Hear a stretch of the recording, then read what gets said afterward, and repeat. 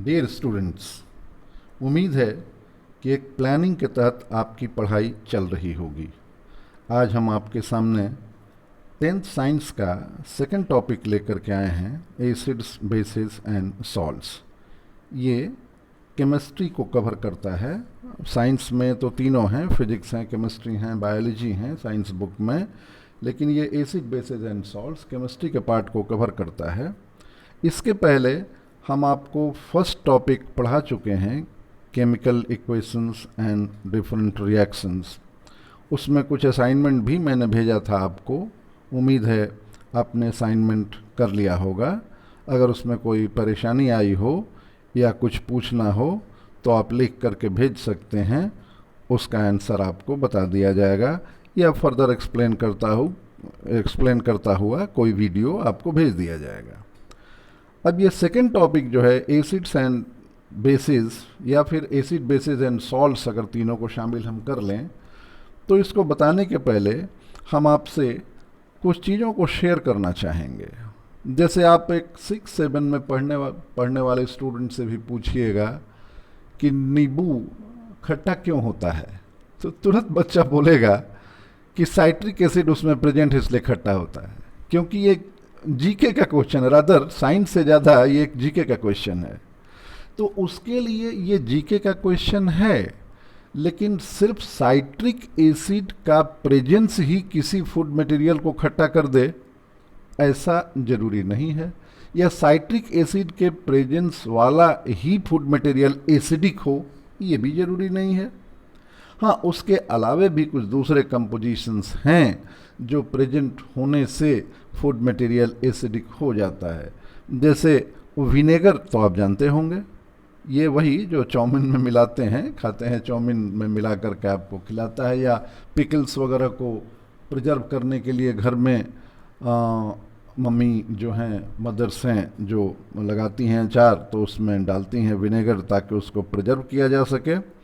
तो इन सारी चीज़ों का संबंध एसिड्स एंड बेसिस से हैं। अब जैसे बेसिस हैं, कुछ वैसे भी बेसिस होते हैं जो काफ़ी बीटर टेस्ट वाले होते हैं, यानी वो उनका बीटर का मतलब थोड़ा सा अजीब तरह का, गंदा टेस्ट में ले सकते हैं बेस के टेस्ट को। तो अगर फॉर्मली हम एसिड बेसिस एंड सॉल्ट्स की बात करें तो चलिए हम फॉर्मल शुरू होते हैं कि a wide variety of material exists around us having different characteristics. Some of them are sour, some are bitter, some of them are salty in taste. अब इसमें आपको पता होना चाहिए कि sour and bitter taste of food materials are due to the presence of acids and bases in them, in these substances. For example, the sour taste of lemon juice is due to citric acid, while that of vinegar is due to ethanoic acid. अभी हम लोग इसी बात की चर्चा कर रहे थे कि साइट्रिक एसिड के प्रेजेंस की वजह से लेमन जूस एसिडिक होता है, लेकिन विनेगर एसिडिक होता है एसिटिक एसिड के प्रेजेंस की वजह से। अब उसका IUPAC नेम एथेनोइक एसिड होता है, इसलिए एथेनोइक एसिड यहाँ लिखा हुआ है। The bitter taste of baking soda is due to sodium hydrogen carbonate. Baking soda तो आप जानते होंगे, घर में जो मीठा सोडा के नाम से इस्तेमाल किया जाता है उसी को बेकिंग सोडा कहा जाता है। कहा तो जाता है बेकिंग सोडा, लेकिन कभी टेस्ट करके देखिए तो उसका टेस्ट जो होता है वो बिटर होता है, अजीब तरह का टेस्ट होता है। All the substances around us are not edible, that is, they cannot be tested. अब ये बताइए कि एसिड बेस को बताने के लिए क्या हर सब्सटेंस को खा करके आप देखेंगे, हर सब्सटेंस को टेस्ट करके आप देखेंगे? ये तो पॉसिबल है नहीं, क्योंकि हर सब्सटेंस ईडेबल तो है नहीं, खाने लायक तो है नहीं। तो कुछ अल्टरनेट उपाय तो सोचना होगा ना, जिसके माध्यम से या जिसके बेसिस पर आप बता सकें कि फलां सब्सटेंस एसिडिक है और फलां सब्सटेंस बेसिक नेचर रखता है, और उसको आइडेंटिफाई करने के लिए वो उपाय आपके पास होने चाहिए। तो इसके लिए हम इस्तेमाल करते हैं इंडिकेटर का। All the substances around us are not edible, that is this cannot be tested. Therefore, the acidic or basic nature of the substances can be identified by using indicators. अब नाम से स्पष्ट है कि इंडिकेटर्स माने जो कुछ इंडिकेट करे, कुछ संकेत दे। तो फॉर्मली पहले इसको डिफाइन कर लीजिए कि an indicator is defined as a substance that gives a visible sign of presence of an acid or a base in a solution by a color change. ये जो इंडिकेटर्स होते हैं इनको एसिड या बेस में डालने के बाद कुछ कलर चेंज होता है जो डेफिनेटली एसिड और बेस में अलग अलग तरह का होता है, जिससे हमें ये सूचना मिल जाती है कि कौन सा सब्सटेंस एसिड है और कौन सा बेस है। अब ये इंडिकेटर्स जो होते हैं ये डिफरेंट टाइप के हो सकते हैं। कुछ इंडिकेटर्स नेचुरल होते हैं, कुछ इंडिकेटर्स को बनाया जाता है, डाइज से उनका प्रिपरेशन होता है, उनको सिंथेटिक कहा जाता है। तो इसलिए इनको डिफरेंट क्लासेस में हम बांट देंगे।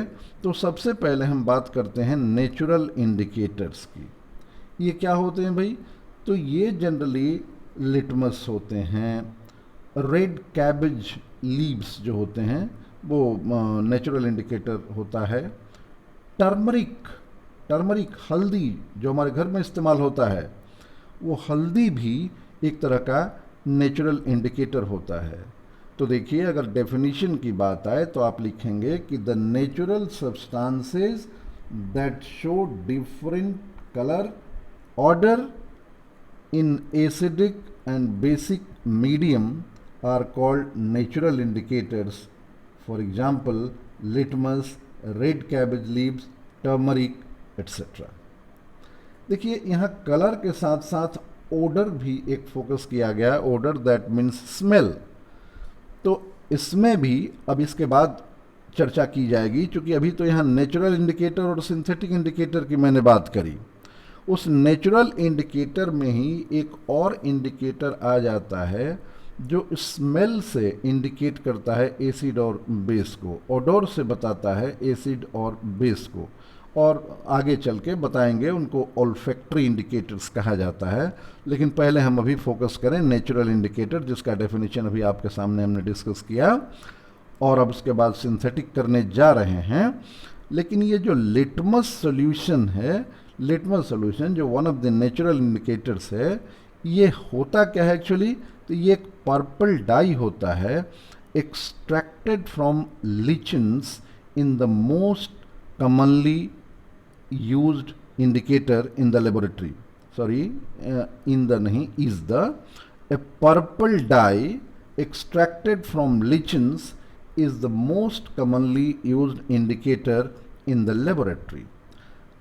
And some other natural indicators with their color in acidic and basic medium. देखिए, नीचे एक टेबल बना हुआ है, यहाँ से आप देखिएगा, टेबल नज़र आ रहा होगा, हम सीधे सीधे बोल रहे हैं, आप ध्यान दीजिए। लिटमस, इसका जो न्यूट्रल मीडियम में कलर होता है वो पर्पल होता है, देखिए। एसिडिक मीडियम में इसका कलर रेड होता है, और बेसिक मीडियम में इसका कलर ब्लू होता है।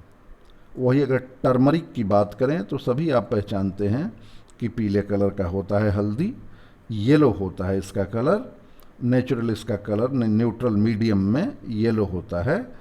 एसिडिक मीडियम में भी ये येलो ही रहता है, लेकिन बेसिक मीडियम में ये रेड या रेडिश ब्राउन हो जाता है। आगे आपको क्वेश्चन मिलेगा कि जब कपड़ों पर करी वगैरह का दाग लग जाता है और उस पर आप साबुन लगाते हैं तो वो पीला दाग रेड में कन्वर्ट कर जाता है। अलग बात है कि फिर उसको वॉश कर दिया जाए पानी से और सुखा दिया जाए तो फिर वो रेडिश ब्राउन नहीं रहता है, वो फिर थोड़ा पीला का पीला ही रहता है। तीसरा जो हमने इसमें नेचुरल इंडिकेटर्स में लिया उसको रेड कैबेज लीव्स लिया है। ये न्यूट्रल मीडियम में रेड ही होता है, यही इसका ओरिजिनल कलर भी है। एसिडिक मीडियम में भी रेड होता है, लेकिन बेसिक मीडियम में ये ग्रीन होता है। ये सब याद रखने की ज़रूरत इसलिए है कि इनसे रिलेटेड क्वेश्चंस आपको मिलेंगे। अब हम बात करते हैं सिंथेटिक इंडिकेटर्स की। सिंथेटिक इंडिकेटर्स क्या होते हैं? तो सिंथेटिक इंडिकेटर्स की अगर बात करें तो पहले ही हमने कहा कि ये केमिकल सब्सटेंसेज हैं जो डिफरेंट कलर से एसिडिक और बेसिक मीडियम की पहचान कराते हैं। These are the chemical substances that show different colors in acidic and basic medium, and for example you can take methyl orange and phenolphthalein। ये दो बड़े इंपॉर्टेंट सिंथेटिक इंडिकेटर्स होते हैं और इनके द्वारा जो कलर शो किया जाता है, ये जो सिंथेटिक इंडिकेटर्स हैं, देखिए यहाँ मिथाइल ऑरेंज और यहाँ फेनोल्फथलीन को मैंने मार्क किया।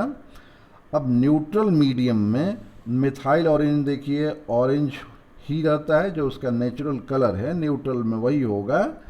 एसिडिक मीडियम में ये पिंक हो जाता है। अगर किसी एसिड में मिथाइल ऑरेंज को इंडिकेटर के रूप में हम इस्तेमाल करते हैं तो उस एसिड का कलर पिंक हो जाता है, मतलब मिथाइल ऑरेंज का कलर पिंक हो जाता है। और बेस में डालते हैं तो वो कलर येलो हो जाता है।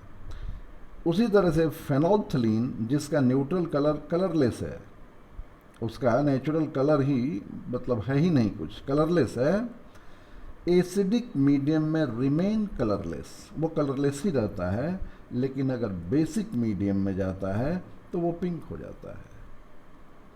अब देखिए, अब आप सक्षम हैं अपने एनसीईआरटी बुक में जो एक्टिविटी डिस्कस किया गया है और उसमें आपसे क्वेश्चन पूछता है, तो एक्टिविटी 2.1 एंड एक्टिविटी 2.6 अभी तक मैंने आपको जो पढ़ाया, इसके बेसिस पर इन दोनों एक्टिविटी को एक्सप्लोर करने में, इनको सॉल्व करने में आपको काफ़ी सुविधा हो जाएगी। मैंने यहाँ इसलिए नोट में लिख दिया है। अब देखिए, besides this natural and synthetic indicators, मैंने पहले कहा कि इन दोनों के अलावे there are some indicators which can distinguish acids and bases on the basis of their odour. अपने स्मेल के बेसिस पर वो एसिड और बेस को आइडेंटिफाई करते हैं। ऐसे भी कुछ इंडिकेटर्स होते हैं। Such indicators are known as olfactory indicators, और इनके एग्जाम्पल्स हैं क्लोव ऑयल, क्लोव समझते हैं ना, लौंग, लौंग का तेल जनरली दांत वगैरह में दर्द होता है तो लोग क्लोव ऑयल देते हैं। ऑनियन जूस, प्याज समझते हैं ना, ऑनियन। वेनिला एसेंस, इससे तो काफ़ी परिचित होंगे, बहुत सारे फूड मटेरियल में एसेंस के रूप में इस्तेमाल किया जाता है, खास करके सबसे कॉमन तो आइसक्रीम है इसका। तो ये सम कॉमन ऑल्फैक्टरी इंडिकेटर्स, और बिल्कुल क्लियरली यहाँ आपको एक्सप्लेन कर दिया गया है। देखिए कि some olfactory indicator with their colour, नहीं, with their odour in different media are given below. Media means medium का प्लूरल हो गया, acidic medium, basic medium, neutral medium, तो वहाँ मीडिया कर दिया गया। अब देखिए यहाँ इंडिकेटर शो किया गया है। यहाँ न्यूट्रल मीडियम में क्या होगा उसका स्मेल, एसिडिक मीडियम में क्या स्मेल होगा, बेसिक मीडियम में क्या स्मेल होगा। इसी के बेसिस पर वहाँ आइडेंटिफाई करेंगे हम एसिड और बेस को। तो क्लोव ऑयल की बात करें तो क्लोव ऑयल न्यूट्रल मीडियम में कैरेक्टरिस्टिक स्मेल रखता है। लौंग में स्मेल तो होता है, आप ले करके ऐसे खड़े लौंग को भी हाथ में ले करके और स्मेल कर सकते हैं, उसमें ऑर्डर होगा। एसिडिक मीडियम में भी ये स्मेल मेंटेन रहेगा। लेकिन अगर किसी बेसिक मीडियम में इसको डालते हैं तो वहाँ स्मेल इसका डिटेक्ट नहीं होगा, स्मेल ख़त्म हो जाएगा। वेनिला एसेंस भी कैरेक्टरिस्टिक स्मेल रखता है। आप देखते ही हैं आइसक्रीम वगैरह में स्मेल आता है, वेनिला का अलग पता चलता है, चॉकलेट का अलग पता चलता है, आप डिफरेंट टाइप का उसमें आता है, कहीं काजू पिस्ता आता है तो बटर स्कॉच आता है, तो सबका अलग अलग ऑर्डर होता है, सबका अलग अलग स्मेल होता है। तो वेनिला एसेंस जो है उसका कैरेक्टरिस्टिक स्मेल होता है। एसिडिक मीडियम में भी वो स्मेल मेंटेन रहता है, लेकिन बेसिक मीडियम में इसके स्मेल को भी डिटेक्ट नहीं किया जा सकता है। और यही चीज़ ऑनियन जूस पर भी लागू होती है, वो भी बेसिक मीडियम में उसका भी स्मेल को डिटेक्ट नहीं किया जा सकता है।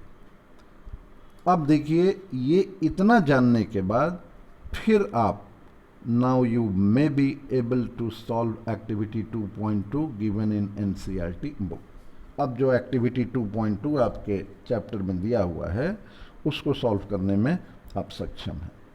और यहाँ आपके प्रैक्टिस के लिए एक क्वेश्चन भी मैंने दे दिया है। ये इसलिए दे दिया है कि ये बहुत ही इम्पॉर्टेंट क्वेश्चन है बोर्ड लेवल का, और अगर बोर्ड में ये क्वेश्चन पूछा जाता है तो 3 नंबर का होता है डियर। क्वेश्चन को मैं पढ़ दे रहा हूँ, वैसे आप इसको सॉल्व करने का प्रयास करेंगे। डेफिनेटली ये ऊपर वाला टेबल आप देखेंगे, ये पूरा टेबल, और आप इसको सॉल्व करने में सक्षम होंगे। A piece of white cloth, एक उजले कपड़े का छोटा सा piece, has a yellow stain of curry, वहाँ करी का पीला दाग उसमें लग गया है। When soap is applied during washing, wash करने के दौरान अगर सोप इस पर इस्तेमाल किया जाता है, the yellow stain turns reddish brown. On rinsing the cloth with excess water, the reddish brown stain again turns yellow.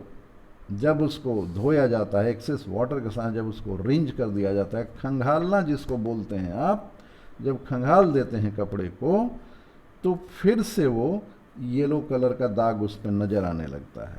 अब क्वेश्चन जो फ्रेम किया हुआ आप देखिए कि name the indicator present in the curry stain. उस करी स्टेन में अब इंडिकेटर क्या इस्तेमाल किया गया और किस वजह से वो करी स्टेन आप देख रहे हैं वहाँ। Explain the change in colour observed, कैसे कलर चेंज हुआ, वाइट था फिर येलो हुआ, फिर रेडिश ब्राउन, फिर येलो हुआ, कैसे। इज द सोप एसिडिक और बेसिक।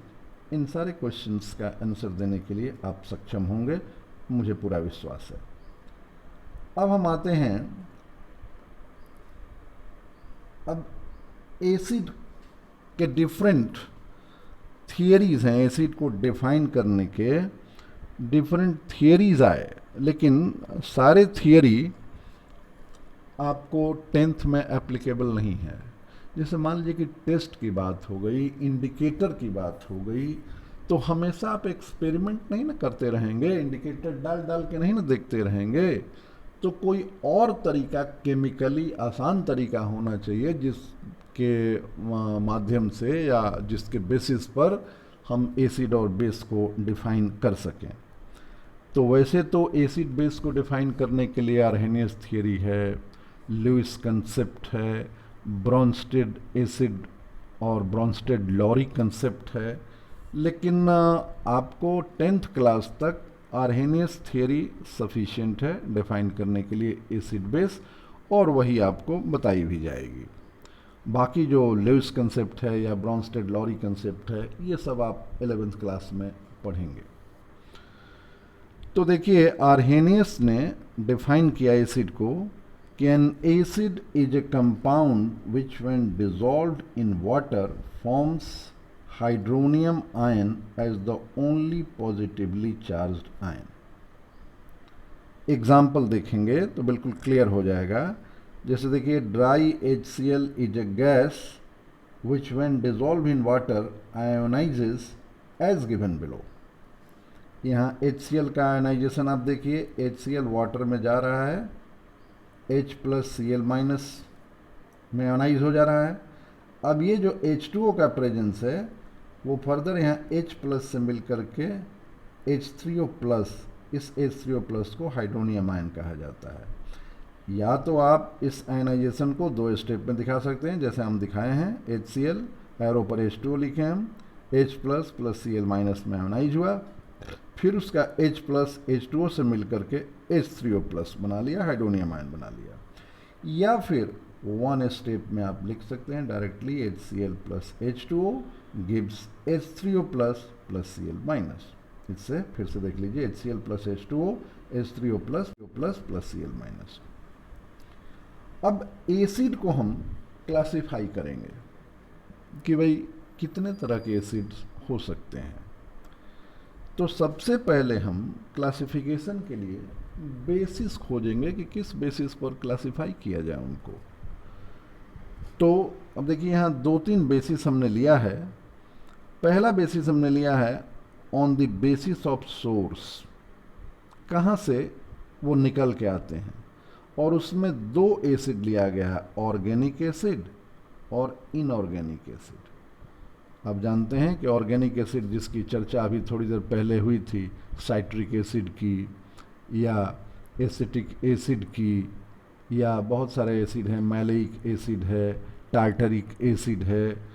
ये जनरली वो एसिड्स होते हैं जो लिविंग सोर्सेज से हमारे पास आते हैं, organic acids. The acids which are obtained from natural living sources, वो सोर्स प्लांट भी हो सकता है, एनिमल भी हो सकता है, are known as organic acids. For example, acetic acid, formic acid, oxalic acid, ये सारे के सारे एसिड हैं। आप एसिटिक एसिड का सोर्स जानते ही हैं, विनेगर होता है। फॉर्मिक एसिड रेड एंट्स, लाल चींटियों में होता है, और सबसे पहले फॉर्मिक एसिड प्रिपेयर भी कराया गया था लाल चींटियों से ही लैटिन अमेरिकी कंट्रीज़ में, by the distillation of red ants, और चूँकि वो काफ़ी इनह्यूमन प्रोसेस था इसलिए बाद में उसको बंद किया गया। तो बहुत सारी चीज़ें, बहुत सारे एसिड्स जो लिविंग थिंग्स में हैं, प्लांट्स में हैं, एनिमल्स में हैं। अब जैसे सार मिल्क है, दूध फट जाता है, तो दूध फट जाता है तो वो पूरी तरह से दही नहीं हो जाता है, वो दूध फटता है लैक्टिक एसिड के प्रेजेंस की वजह से। आप जानते हैं लैक्टोबैसिलस उस पर अटैक करता है और लैक्टिक एसिड का फॉर्मेशन हो जाता है, इसलिए दूध सावर मिल्क बोलते हैं, दूध खट्टा हो जाना। दूध खट्टा हो जाना का मतलब दूध फट जाना। दूसरा है इनऑर्गेनिक एसिड्स। ये जो होते हैं इनके सोर्स होते हैं मिनरल, जो अर्थ में पाए जाते हैं। अर्थ में पाए जाने वाले मिनरल्स जो हैं उनसे इनऑर्गेनिक एसिड्स मिलते हैं। अब जैसे मिनरल में क्या है, आपको सोडियम क्लोराइड है जिसको ब्राइन भी कहा जाता है, NaCl। अब सोडियम क्लोराइड से कौन सा एसिड मिल जाता है भाई, तो हाइड्रोक्लोरिक एसिड मिल जाता है। उसी तरह से कुछ सल्फेट्स वगैरह हैं या सल्फाइड्स हैं, उनसे क्या मिल जाता है, तो उनसे सल्फ्यूरिक एसिड मिल जाता है। कुछ नाइट्रेट्स हैं जैसे चिली साल्ट पीटर है, पोटेशियम नाइट्रेट है जिसको नाइटर कहा जाता है। बेटा ये सब थोड़ा सा आगे पढ़िएगा और ज़्यादा, लेकिन मैं बता रहा हूँ कि इनका सोर्स जो होता है वो मिनरल सोर्स होता है, इसलिए इनऑर्गेनिक एसिड को मिनरल एसिड्स भी कहा जाता है। बार बार आपको मिनरल एसिड्स करके मिलेगा, इसलिए इनके बारे में जानना आपको ज़रूरी है। तो फॉर्मली देखिए कि the acids which are obtained from minerals of the earth are known as inorganic acids. They are also known as mineral acids, and the examples are hydrochloric acid, sulfuric acid, etc.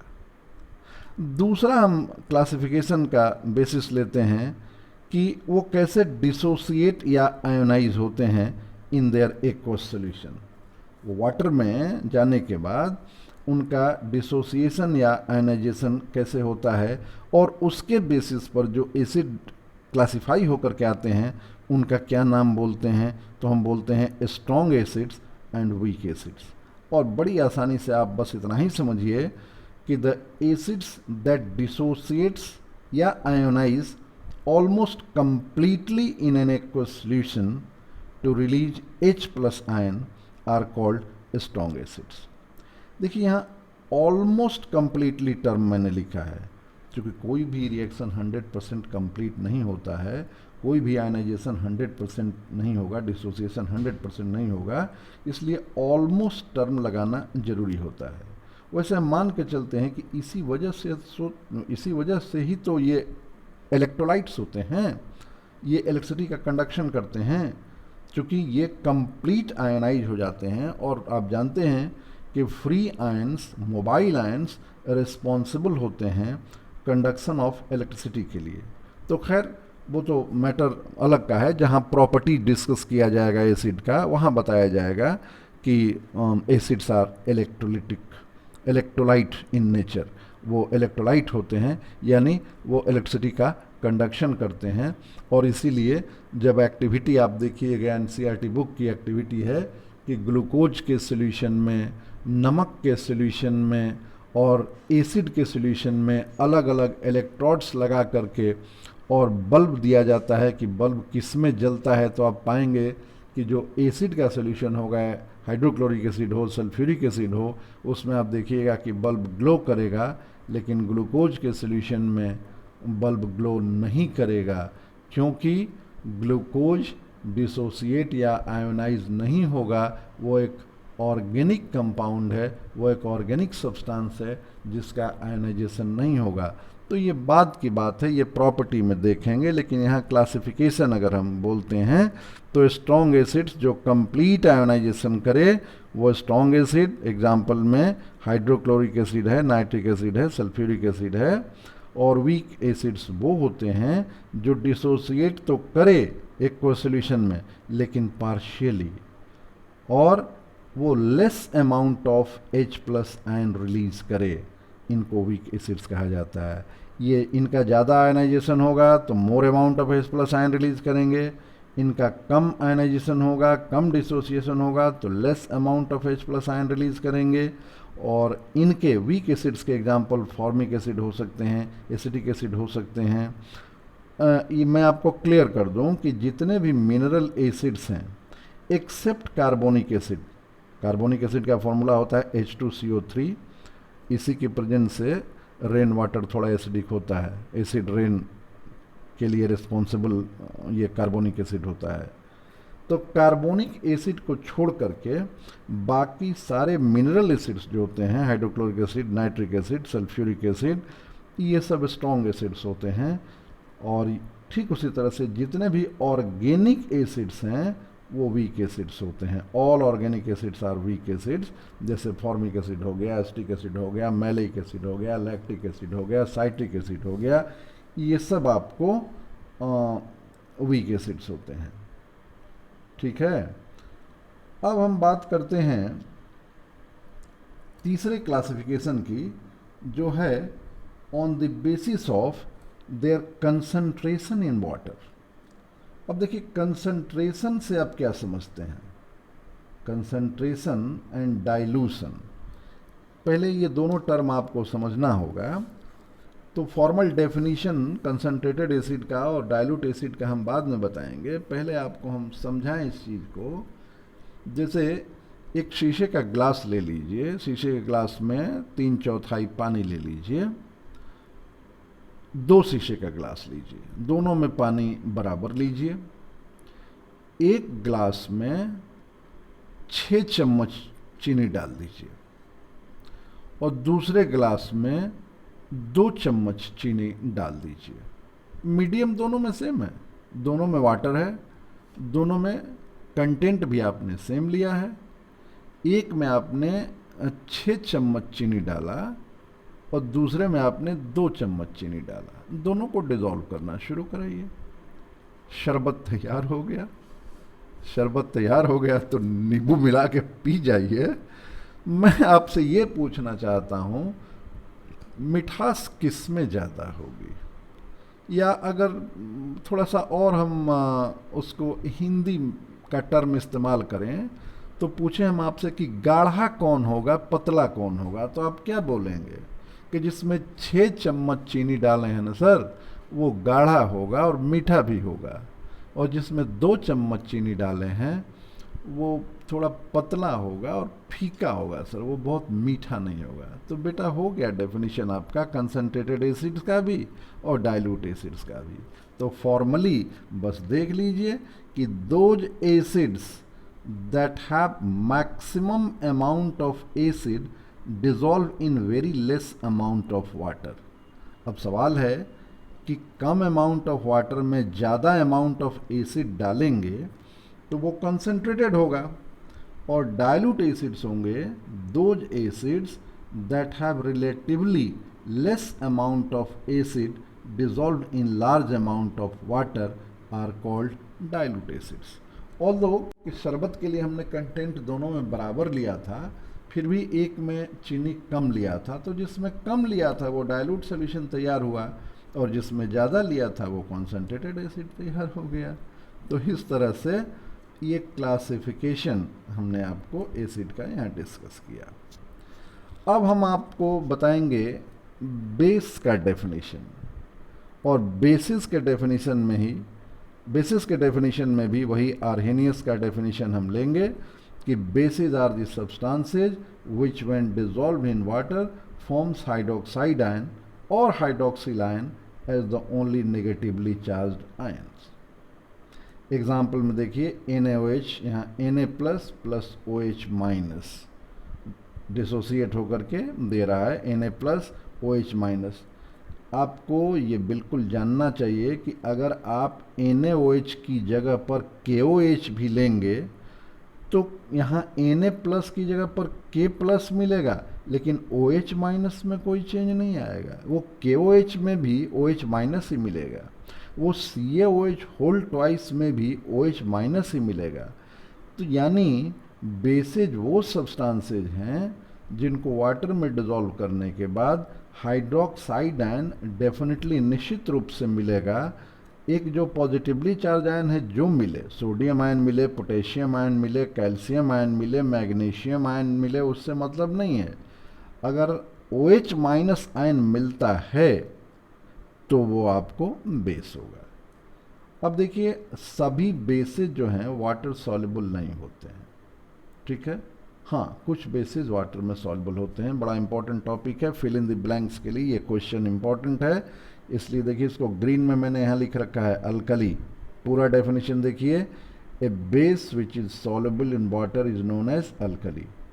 अभी मैंने कहा कि सभी basis water में soluble नहीं होते हैं, कुछ बेसिस वाटर सॉल्युबल होते हैं। वही बेसेस जो वाटर सॉल्युबल होते हैं उनको क्या कहा जाता है? Alkali. It means all the alkalis are bases but all bases are not alkali. क्योंकि सभी बेसेस डिसॉल्व तो करेंगे नहीं ना वाटर में, तो इसलिए सभी बेसेस अल्कली नहीं होंगे, लेकिन सभी अल्कली तो बेस होंगे ही। तो अब जिस एग्जाम्पल में देखिए, ये potassium hydroxide, sodium hydroxide, calcium hydroxide, ये कुछ वाटर सॉल्युबल बेसेज हैं। ठीक उसी तरह से ये फेरस हाइड्रोक्साइड, क्यूप्रिक हाइड्रोक्साइड, ये कुछ वाटर इनसॉल्युबल बेसेज हैं। इनको ध्यान में रखिएगा क्योंकि क्वेश्चन में पूछता है कुछ अल्कली का एग्जाम्पल और कुछ बेस का एग्जाम्पल। तो सभी अल्कली तो बेस हैं ही, लेकिन सभी बेस अल्कली नहीं हैं। अच्छा, जैसे dissolution of alkali in water is an exothermic process. आप अगर केमिकल रिएक्शन याद करें, जो मेरा पहला टॉपिक था जो मैंने आपको भेजा था, उसमें मैंने एक ऑब्जर्वेशन आपको बताया था कि जब लाइम में आप वाटर ऐड करते हैं और उसमें उंगली डालते हैं तो मज़ा आता है। मैंने पूछा था, याद कीजिएगा। तो मज़ा आता है क्योंकि उंगली जलने का खतरा होता है, हाईली एक्सोथर्मिक रिएक्शन होता है ना। तो मेटलिक ऑक्साइड है, लाइम क्या है? CaO है, मेटलिक ऑक्साइड है, और मेटलिक ऑक्साइड तो बेस होते हैं। और वो जब वाटर में डिसॉल्व कराए जाते हैं तो एक्सोथर्मिक प्रोसेस उनमें होता है। एक्सोथर्मिक प्रोसेस जिसमें हीट लिबरेट होता है, जिसमें हीट इवॉल्व होता है, ठीक है। तो dissolution of alkali in water is an exothermic process, इसको याद रखिएगा। क्लासिफिकेशन ऑफ बेसिस की हम बात करें तो बहुत सारा क्लासिफिकेशन इसमें नहीं है। स्ट्रॉन्ग बेस और वीक बेस में हम इसको क्लासिफाई कर देंगे, और बिल्कुल एसिड की तर्ज पर हम इसको डिफाइन कर देंगे कि the base which dissociates almost completely to give high concentration of OH minus ions in aqueous solution is called a strong base, for example KOH, NaOH, and the base which dissociates partly to give less concentration of OH minus ions in aqueous medium is known as weak base. और example के लिए मैंने रख लिया है magnesium hydroxide, calcium hydroxide etcetera. यहाँ आप देख लीजिए कैल्शियम हाइड्रोक्साइड ये कंपेरेटिव है, ये कभी कभी स्ट्रॉन्ग बेस में भी आ जाएगा, चूँकि वाटर सॉल्युबल बेस है इसके, ये अल्कली भी हो जाता है। लेकिन जब यहाँ कंपैरिजन करने की बात आई तो KOH NaOH स्ट्रॉन्ग बेस होगा, मैग्नीशियम हाइड्रोक्साइड कैल्शियम हाइड्रोक्साइड ये वीक बेस होगा। इसमें अमोनियम हाइड्रोक्साइड भी एक वीक बेस होगा, बड़ा इम्पॉर्टेंट है, मेंशन यहाँ नहीं किए हैं, बहुत सारे वैसे बेसेस हैं। तो अमोनियम हाइड्रोक्साइड भी एक मेंशन कर लीजिएगा कि वो वीक बेस में आएगा। और एक और बात समझ लीजिए, जब भी मेरा क्लास आप देखते हैं, जब भी मुझे आप सुनते हैं, तो एक कॉपी और एक पेन ज़रूर अपने पास रखा करें, क्योंकि कुछ इम्पॉर्टेंट चीज़ें जो यहाँ मेंशन नहीं की हुई हैं वो भी हम बोलते हैं, और उसमें फिर आप नहीं रखेंगे तो प्रॉब्लम आ जाएगी। इसलिए कॉपी पेन के साथ ही मेरा क्लास देखें। एक बार में समझ नहीं आता है, बार बार देखें, बार बार पढ़ें, डेफिनेटली आपको वो समझ में आएगा और बहुत ही अच्छा लगेगा आपको।